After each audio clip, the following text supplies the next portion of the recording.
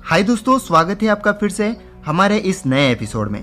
कुछ लोगों ने सवाल करी थी कमेंट्स में कि आखिर बंजारे जंगल में कब गए और गए तो क्यों गए। तो फिलहाल दोस्तों, सबसे पहले मैं आपसे यहाँ पर एक बात कह देता हूँ। मैंने सच में बहुत ज़्यादा कोशिश करी है ताकि इस सवाल का जवाब मैं आपको एग्जैक्टली दे पाऊँ, लेकिन कितने भी रिसर्च करने पर मुझे कोई सटीक डाटाज नहीं मिले हैं। लेकिन हाँ, इस सवाल के जवाब को लेकर कुछ पुरानी कथाएं ज़रूर हैं और उन्हीं कथाओं को हम आपको सुनाएंगे। आप अपनी राय कमेंट में ज़रूर बता देना। तो चलिए आज के इस एपिसोड को हम शुरू करते हैं। पहली बात, गोर या फिर गोरिया किसे कहते हैं? गोरिया, गमालिया, गारिया और गोरा, ये सारे के सारे सिमिलर वर्ड्स हैं जिन्हें अलग अलग जगहों के प्राथमिकता के अनुसार उच्चारण किया जाता है।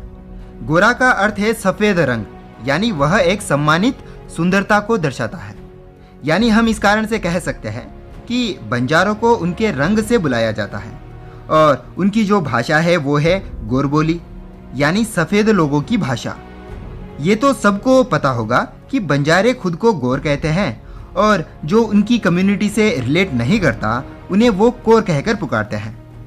क्रूक्स बैरियर सेंसस रिपोर्ट के मुताबिक बंजारा शब्द का इस्तेमाल 14वीं शताब्दी से लेकर 15वीं शताब्दी के बीच में हुआ था। कहा जाता है कि बंजारा वर्ड का इस्तेमाल 1192 एडी के बाद ही हुआ है।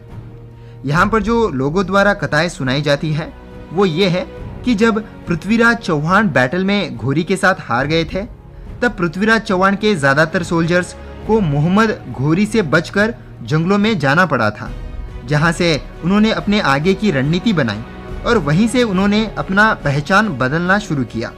उन्होंने अपना ड्रेसिंग स्टाइल सब कुछ बदल दिया। जंगल से वे ट्रेडिंग बिजनेस को चलाना शुरू किया, जहां से उनका रहन सहन पूरी तरह से बदल चुका था। कहा तो ये भी जाता है कि 9वीं शताब्दी में राजस्थान में एक बहुत बड़ी कम्युनिटी थी, जिनमें से दो भाग बने। एक वर्ग के लोग थे जो कि राजभार को संभालने के इच्छुक थे, तो दूसरी तरफ बिजनेस करने में ज़्यादा दिलचस्पी लोग थे, लेकिन तब वे एक साथ मिलकर थे। 12वीं शताब्दी के बाद ही वे अलग थलग पड़ गए, ऐसा माना जाता है। अगर हम इससे भी प्राचीन समय में जाएंगे तो लोग मानते हैं कि बंजारे जो हैं श्री कृष्ण के डिसेंडेंट हैं। ये कितना सच है कह नहीं सकते। ये भी माना जाता है जब मुगलों ने गुरु तेग बहादुर का सर धड़ से अलग किया था, तो मुगलों ने कहा था कि गुरु तेग बहादुर के शरीर को कोई हाथ नहीं लगाएगा।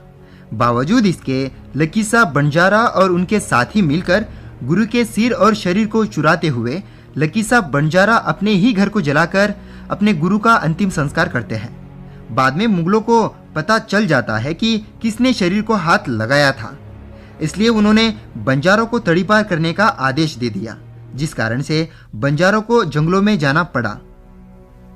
तो यही कहानियां हैं दोस्तों जिन्हें कुछ लोग मानते हैं। वैसे आपका क्या मानना है कमेंट में ज़रूर बता देना। तो फिलहाल दोस्तों आज के लिए इतना ही। अगर आपने हमारे चैनल को अब तक नहीं सब्सक्राइब किया हुआ है तो प्लीज़ जल्दी से सब्सक्राइब करने के साथ साथ बगल वाले नोटिफिकेशन बेल आइकन को भी दबा दीजिए, ताकि आने वाले समय में आप हमारे एक भी एपिसोड मिस ना कर सके। और साथ ही वीडियो अगर आपको ज़रा सा भी अच्छा लगा हो तो वीडियो को लाइक करने के साथ साथ अपने दोस्तों के साथ शेयर भी कर दीजिएगा। मिलेंगे फिर से एक और नए एपिसोड में, तब तक के लिए नमस्कार।